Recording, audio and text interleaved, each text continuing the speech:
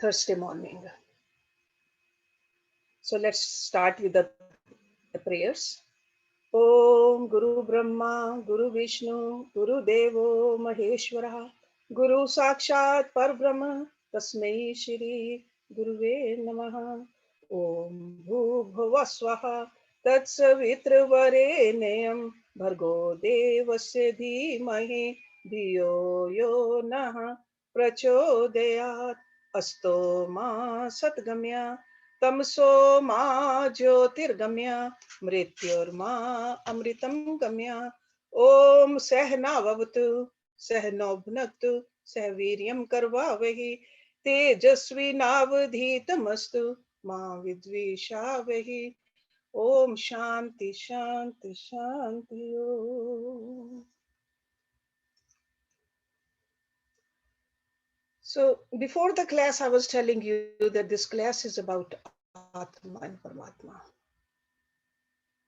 Atma cannot be known in the same way we usually know something, because it's not an object. This is not an object to be perceived, understood, or acquired. Because Atma already exists. We don't have to acquire it. Because Atma is the source of all of our knowledge. Without Atma, we can't even know anything. Without Atma, my eyes cannot see, no matter how beautiful they are. My ears cannot hear without Atma. So it's the source of all of our knowledge. Atma is the basis of knowing rather than an object to be known. Okay? Ponder upon this. When you ponder upon these facts, then you will see that this scripture, you will be singing in ecstasy with this scripture.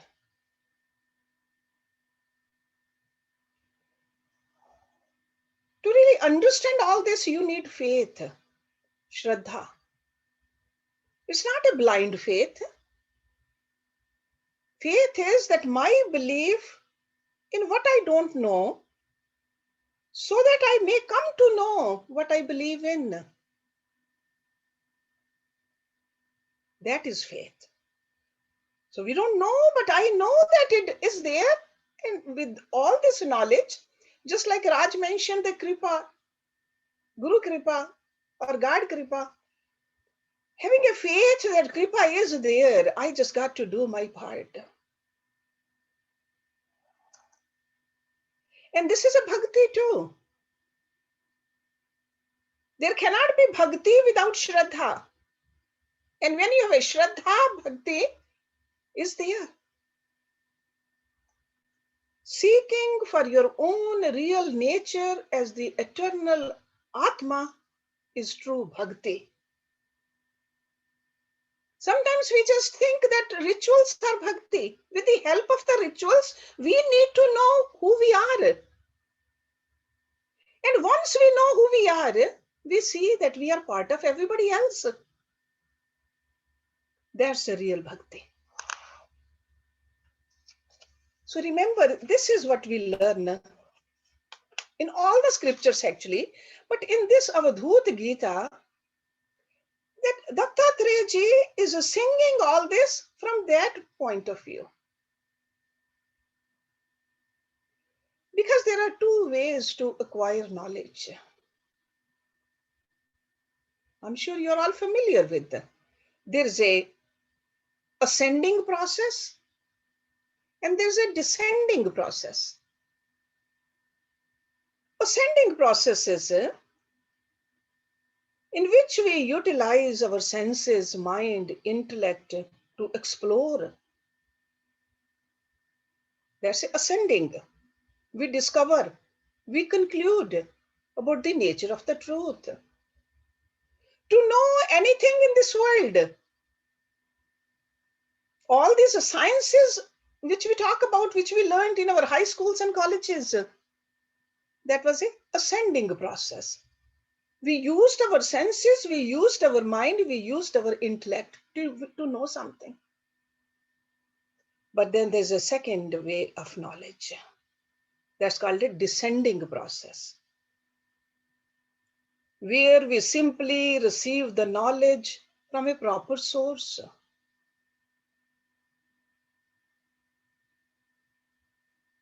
So in other words,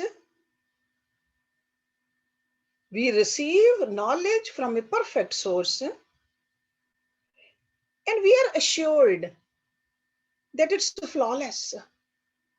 That's why faith is needed in the descending process.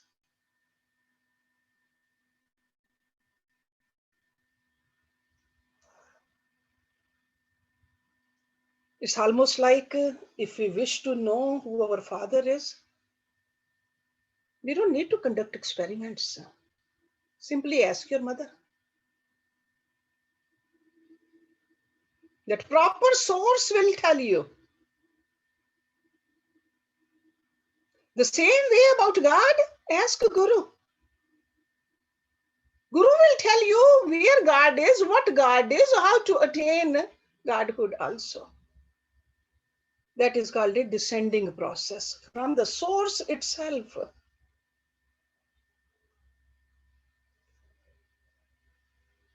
Only criteria here in this descending process is that source from which we receive knowledge must be trustworthy.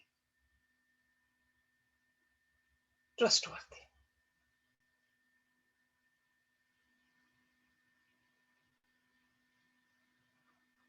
If the teachings are dogma, cult, creed,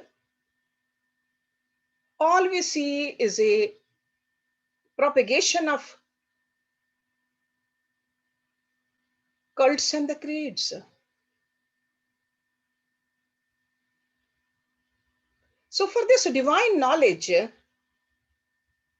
has to be faith in us, and the source has to be trustworthy. And that is the beauty of this divine knowledge. And we'll see that more we churn this nectar. That's why I said that these verses which we are trying to understand, or just go through it very casually also, some of the verses, because I assume that before the class and after the class, you'll be churning about them. That's why in this class, I'm not giving you too much detail. I want you to churn all that in your own mind, because more churning you do, the more nectar it will produce.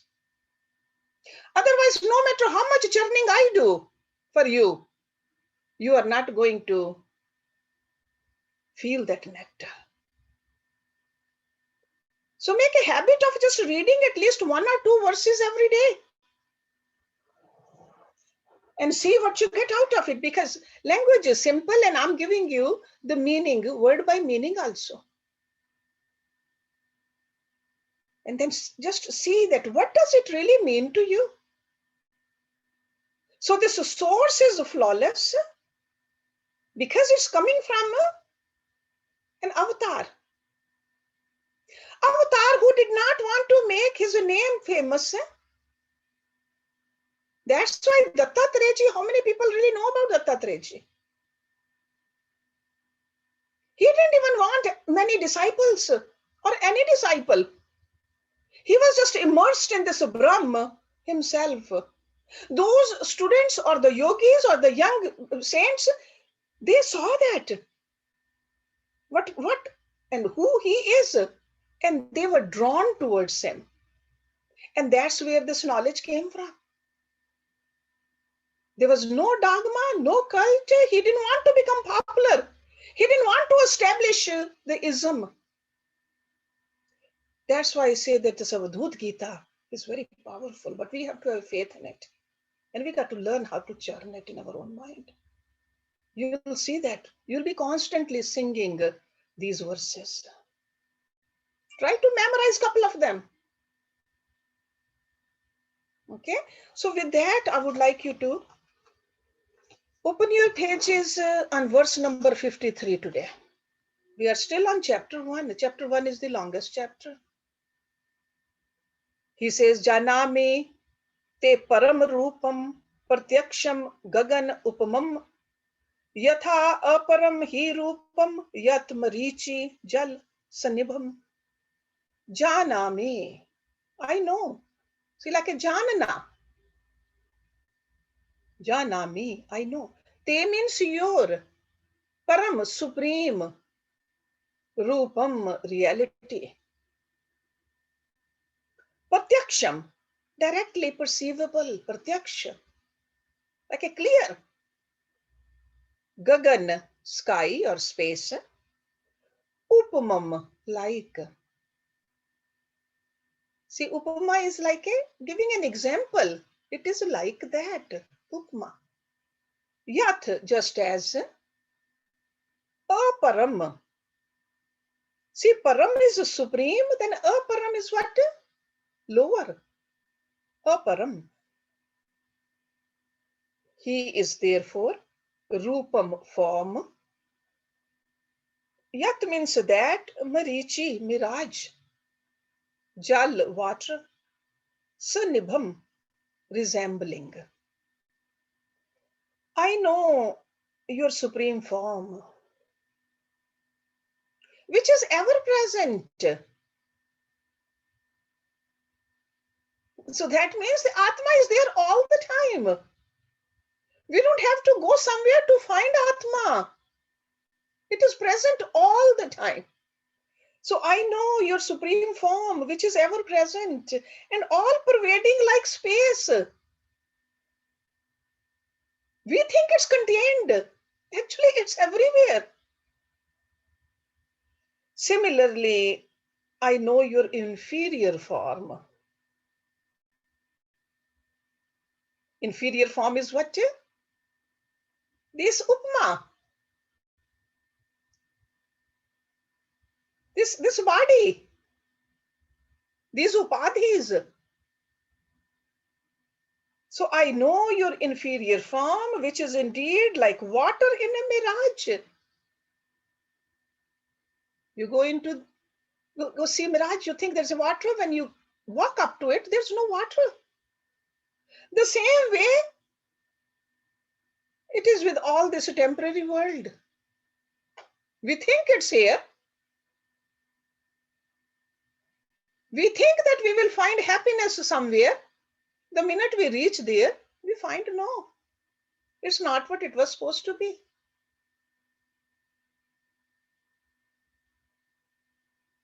A young person cannot sleep day and night. Want to have a certain object. It could be a car, it could be anything, a house. So much invested into it. But once they have it, all the charm is gone. Okay, so that's why in that sense he says, I know your inferior form, which is indeed like water in a mirage. So all this is explained to us so that we can see for our transactions in this world, definitely we need this inferior form also. But there should be some time every day where we detach from these inferior forms.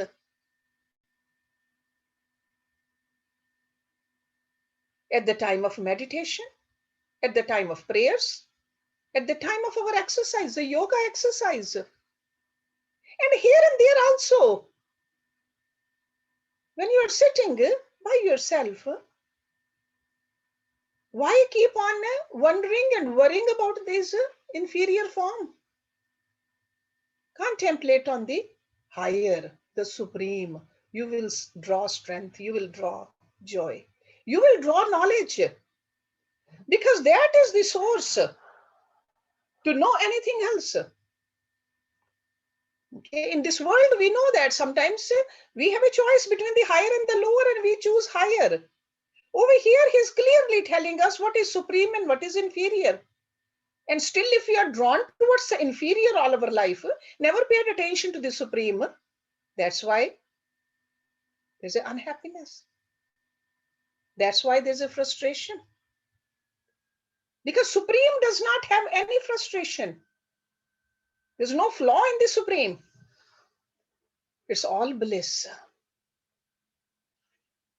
Then in number 54, he says, Na guru, na upadeshaha, cha na, cha upadhi na, me kriya, videham gagnam vidhi vishuddh aham swabhavata.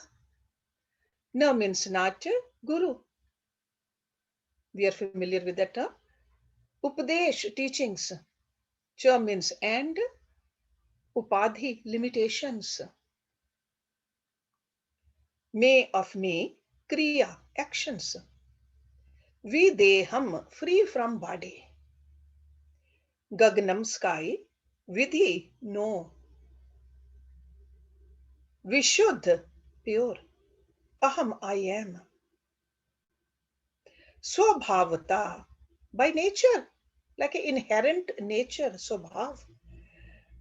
I have neither guru nor instruction, neither attributes nor action. Know for certain I am incorporeal. That means no material existence, like space, and absolutely pure by nature. Pure by nature. Neither guru nor instructions. Why is he saying that? Because at the soul level, there's no difference between guru and the disciple. Guru's presence is so that our intellect is heightened. We gain some knowledge. We remove some doubts. That is the purpose of having a guru in our life.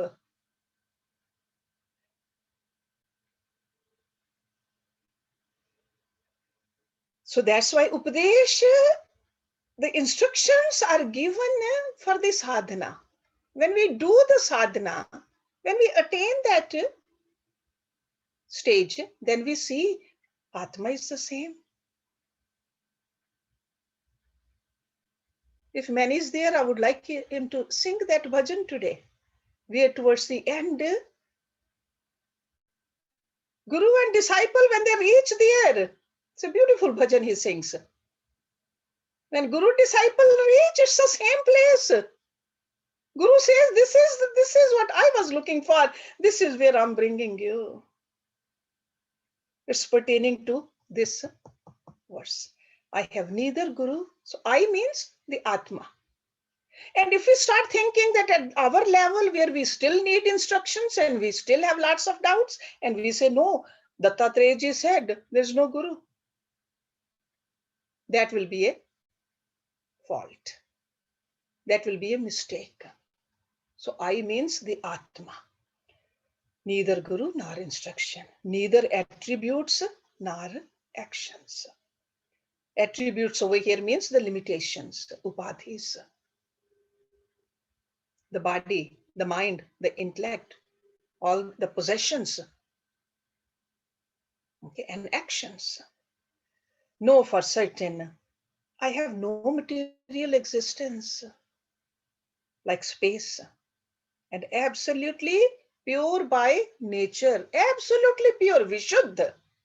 That's why the place where we are supposed to meditate, Atma resides. What is it called? Vishuddha Chakra. Vishuddha. Okay, completely pure, no flaw at all. Vishuddha asye sharira asye na te chittam paratpam aham cha atma param tattvam iti vaktum lajjase. Vishuddha, that purity, special purity, asya, of this.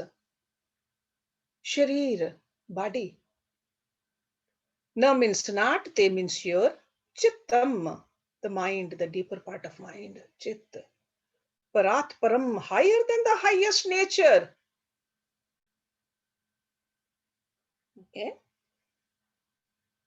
Aham, I am, cha, and Atma, the self, Param, supreme, Tattvam, essence, reality. Iti means thus, Vaktum, to say. Na means not, Laj say. You should be ashamed. Laj say, like a lajja. See how simple this Sanskrit is? You are absolutely pure. So when we are feeling down, when we get hurt, fearful, that means we are far away from our reality. Because you are absolutely pure. You are without any body and mind and beyond Maya. Do not be ashamed to say, I am the Atma, the supreme reality. It's okay to say that, not as a bragging, but to ourselves we got to say it again and again. I am not the body. Whether it's a physically healthy body or a weak body, I am not the body. It's my duty to take care of this body because I got to do some transactions here. Get rid of some karmic impressions. But otherwise, I am not the body, neither the physical body, nor the subtle body, nor the causal body. This is what he's telling us. So can you imagine if we just keep on repeating this and after knowing the meaning and believing in it, what kind of a cleansing we are doing? That's how we roast our seeds. Something new and the good is planted, the old ones become weak and they get destroyed. Because vasanas, seeds are there. We are the one who planted them in there. But up to us to just roast them and throw them away. Okay, you are absolutely pure. Don't let anybody tell you other than that. Because this is the fact. That's why I told you, we got to have a faith in this higher knowledge. We don't know we are the Atma right now. But we believe in our good. Our scriptures are saying it. God incarnates are saying it. Gurus are saying it. How much more we want to know? Again, if we are just running here and there, trying to have the answers, that means we really do not have a faith in our Guru and the scriptures. Vishuddho asya sharira asya na chittam paratparam.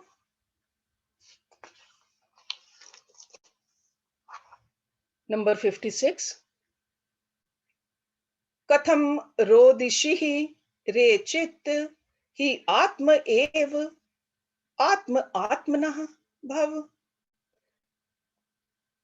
Pib vats kal atitam advaitvam param amritam. Katham, how? Like why? Rodishi, you weep, you cry. Re means oh. Chit is the mind. He means this. Atma, the self. Ev means thus. Atmana, by means of the self. Bhav means become. Pib means drink. What's my child? Kal means a part or a division. Kal.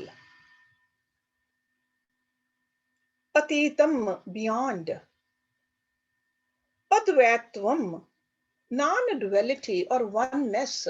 See, dvait means duality, advait, non-duality. Param means supreme, amritam, immortality. O mind, Why do you cry? Why do you weep?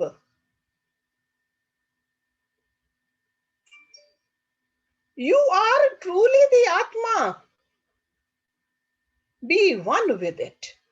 That means just absorb yourself into the Atma.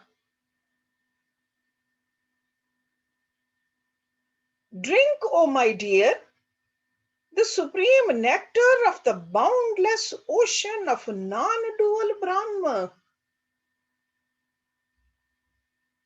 That means this nectar is everywhere. God is everywhere. Brahma is everywhere. There's nothing else.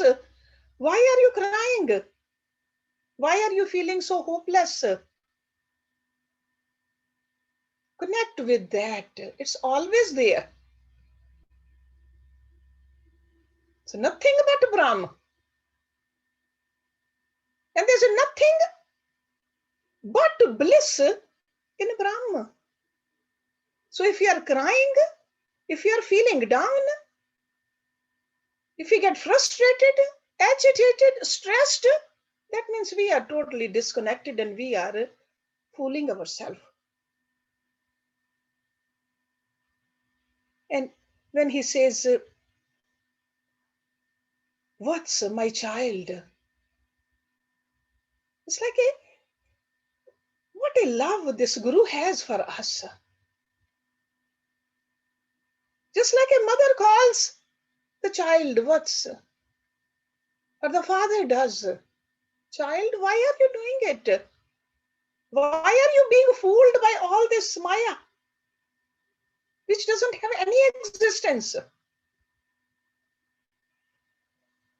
Then he says in number 57, "Na eva bodha, na cha abodha, bodh abodh, ev cha yasya idrishaha sada bodha, sabodha na anyatha bhavet."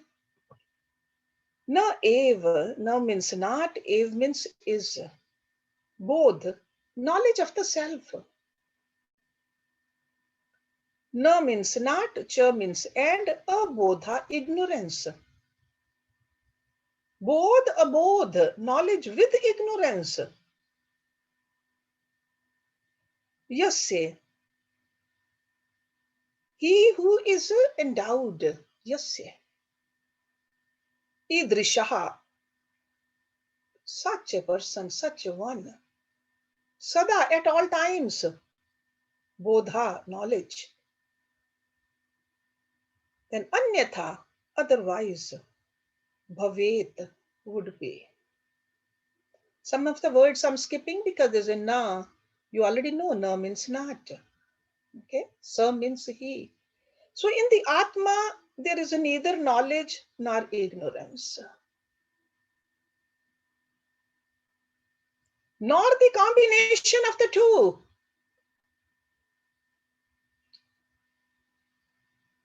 See, that's why in Bhagavad Gita also we learned Sat and Asat. Supreme is beyond that Sat and Asat. Because when we say it's a Sat, that means Asat resides there too. No. In the Atma, there's neither knowledge nor ignorance, nor the combination of the two. He who always has this knowledge becomes knowledge itself and nothing else.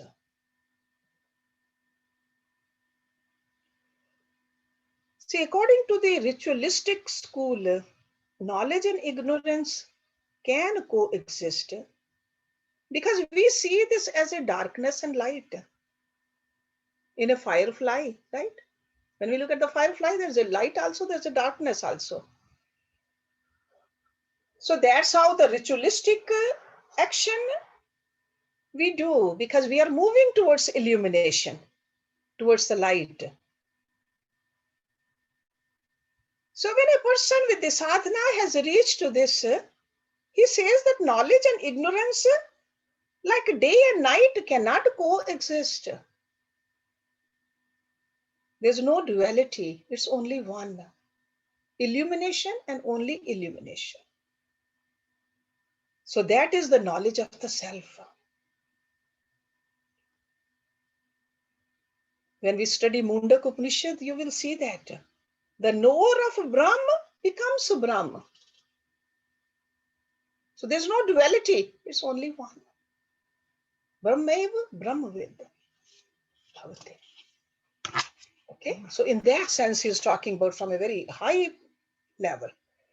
Jnanam na tarkaha na samadhi yogaha na desh kalo na guru updeshaha स्वभाव अहम च तत्वम आकाश कल्पम सहजम ध्रुवम च. Jnanam, knowledge. Na means not. Tark. Tark means reasoning or logic. Na samadhi. Na means not. Samadhi is attainment. Yoga, yogi. Na is not. Desh means space. Kal means time. Na guru, not the guru. Updeshaha, teachings, like a teachings from a guru. Swabhav, inherent nature. Aham, I am. Tattvam, essence, reality. Akash is the sky and the space. Kalpam, permitting. Sahajam, natural. So natural in the sense it's innate. Dhruvam, unchangeable. Cha means and. Self-knowledge does not depend upon reasoning or the practice of meditation or the instruction of a guru or anything in space and time. So in other words, all of these are the means. Ultimately, self-knowledge, because that's who we are. When the doubts are removed, when the sadhana which we do, as we were told, self-knowledge is there. Atma is there. It's not that Atma is brought in from somewhere. It is there. So there is a purpose for the instructions of a guru and the meditation and all that, but those are all means, not the end. That's how we should understand it. Let me read it again. Self-knowledge does not depend upon reasoning. A person who can reason a lot, who can use logic a lot, does not necessarily mean that the person has attained this godhood. Okay? So self-knowledge does not depend upon reasoning or the practice of meditation even. Again, practice of meditation is a means. Or the instruction of a guru or anything in space and time. Space and time means it's not dependent upon that if you go to that place, you will attain it. Or this time of the day, you will attain it. It's always there because it's beyond these conditionings. I am by nature that absolute knowledge, the reality which is innate, eternal, and boundless as space. This is the reality of me. Okay, absolute knowledge. That it's not that kind of a knowledge which has the opposite of, which is called ignorance. No, absolute knowledge, not a relative knowledge. And it's innate. Innate means it's the essence of me. It's right there. This is who I am. And it's eternal. It doesn't become big or small. It's eternal and boundless. Okay, no boundary. Because anything physical has the boundaries, limitation. This is not a physical. It's everywhere. न जाता अहम मृता व अपि न मे करम शुभ अशुभम विशुद्धम निर्गुणम ब्रह्म बंधा मुक्ति कथम मम. न means not, jata, birth. Aham, I am, mrita, death. Va api, and even. न means not, me, karam, action, shubh, good, ashubh, bad. like a auspicious and non-auspicious. Vishuddham, stainless, special purity, Vishuddham. Nirgunam, without qualities. Without qualities means satvik, rajsik, tamsik, those kind of a gun. Brahm, bandha, bondage, mukti, liberation. Katham, how? Mam means mine. I was never born and I will never die. See, this itself, this statement, na jato aham mrito api, it is very liberating. Body is born, Atma is never born. Since it's never born, it can never die. It's a great consolation. Okay, we got to recognize with this reality. We have been just thinking about the bodies and the things and the objects, places. We got to rise above it to this reality. I was never born and I will never die, neither do I perform any action. Actions are performed by the Prakriti part in me. My mouth is speaking, not my Atma. My eyes are seeing, not my Atma. Actions are all done by Prakriti. We learned that in Bhagavad Gita. I was never born and I will never die, neither do I perform any action, good or bad. I am that pure, attributeless Brahma. Vishuddham Nirgunam Brahm.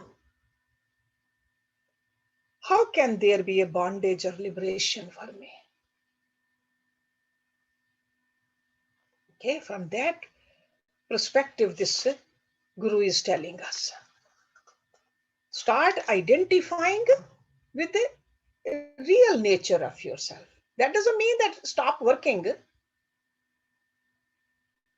In this world, the transactions we need to do that. But even while doing it, remember how to do it, how much to do it, and what should be your motive behind doing it. Never forget who you are. Just like we never forget what is our name which was given only for this body for a few decades. Even middle of the night, if somebody calls us, we'll get up. So temporary name we remember so much. We got to remember in reality who I am.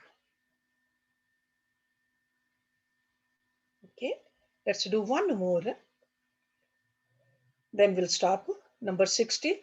Yadi sarvagat devaha sthiraha urnaha nirantaraha antaram hi na pashyami sa bahe abhyantaraha katham. Yadi, if sarvagat, all pervading, sarvagat, like an omnipresent, devaha, the self, sthira, unwavering. See, sthir, something sthir, that means it's not wavering, it's not moving. Puran, full. This full means perfection. Puran. Nirantar, undivided or eternal, nirantar. Antaram, difference. He means surely. Na pashyami, not seeing. Sa means he. Bahe abhyantar, external and internal. Bahe means external, abhyantar means internal. Katham means how. So he is asking us to ask this question to yourself. When Brahm is omnipresent, all pervading, luminous, motionless, full, and continuous, I do not see any diversity. How can it be inside or outside? Like sometimes we say Atma is inside, or it's outside, or it's in the temple, not outside the temple. So he says, ask yourself this. Brahma is omnipresent and it's luminous. This is Brahma is the one which is the light in this whole cosmos. It's a divine light. It's motionless. See, motionless means for something to be in motion, that means it's here, not here. So it goes from here to there. But if it's everywhere, it's motionless. There's no place it's not. Where can it go if it's everywhere? So in that sense, motionless. Then full, Puran, and continuous, Nirantar. And I don't see any diversity. I don't see God, less God here and more God here. It's everywhere, equal, all the time, luminous for everybody. How can it be inside or outside then? It is both.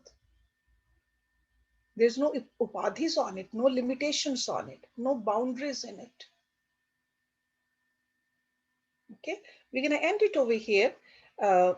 I mentioned that if many can sing that bhajan before our meditation, but if he's not there, he's here. Then just let's go through a few questions if somebody has a question. Otherwise, we'll do the meditation. I'm here, so I will. Okay, so if you don't mind, it just came to my mind, Mani, that bhajan which you always sing. Guru Bhajan, okay.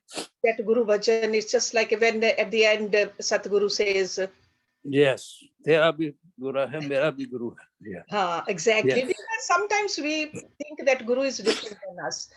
See, these bhajans, when they are written from a higher level of attainment, it's not that we should not respect a Guru, because Guru is teaching us, Guru is removing the doubts, but it's the same. We got to attain that divinity, which we are, and we have forgotten. Yes, you can record the bhajan, Manju, if you want to, or Jyoti, you can record, keep it in that recording. Yeah. And then after this bhajan, we'll definitely meditate also. Okay. Oh, first bhajan or first questions? First, I don't think there's any question. So okay. Let's do the bhajan. Okay, give me a minute then, please. Okay, meanwhile, somebody may have a question. May I ask a question in the meantime? Sure, while he is bringing that, yeah, go ahead. So, am I to understand, Hersh, that Atma is pervasive in my body everywhere? And it's Yes. not at one place? Yes, of course. Of course, it's everywhere. My Atma is in every cell of my body? Yes, definitely. Because so cell cannot function. Cell cannot do what it needs to do without the Atma. Okay. Okay? Same thing about my mind? Yes, it's in your mind also. Mind cannot function, intellect cannot function. So everything that's subtle, yes, is subtle, yes, is pervasive in my body. Yes, there's nothing but Atma actually. Everything else is there right now because it's like a limitation we have put on ourselves. I'm not saying that we don't have a body. We do have a body, but without Atma, this body is what? Inert. That's for sure. Right? So Atma is the reality. Rest is temporary, but we have forgotten what the real thing is, and we have gotten attached to the temporary so much. So this great teacher is telling us, focus on the real. Don't neglect the unreal. Focus on the real though. The unreal, the temporary will function better too. Yes. Okay?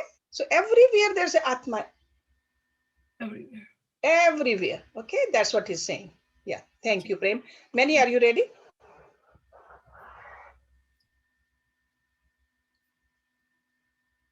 Jyoti, is he unmuted or? Mm, no, I think he's. Many, unmute yourself, please, and then start singing. Mute. Okay. Okay. Thank you.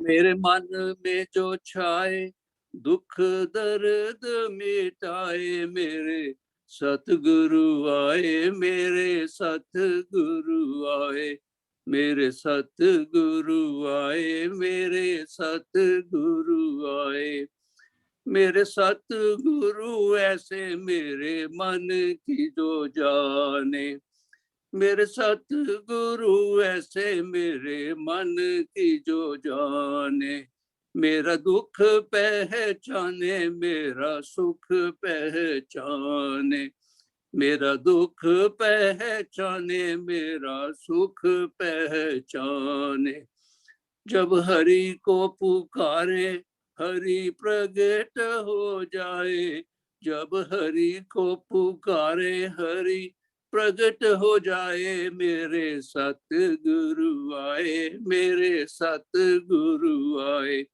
मेरे सतगुरु आए, मेरे सतगुरु आए, एक भूल भुलैया था मेरा जीवन, एक भूल भुलैया था मेरा एक जीवन, मोह माया में उलझा भटका मैं जो घनवन, मोह माया में उलझा भटका जो घनवन, शुभ नाम जपाया शुभ काम कराए, शुभ नाम जपाया शुभ काम कराए, मेरे सतगुरु आए, मेरे सतगुरु आए, ओ मेरे सतगुरु आए, मेरे सतगुरु आए, मैं गाता था गाने हरि नाम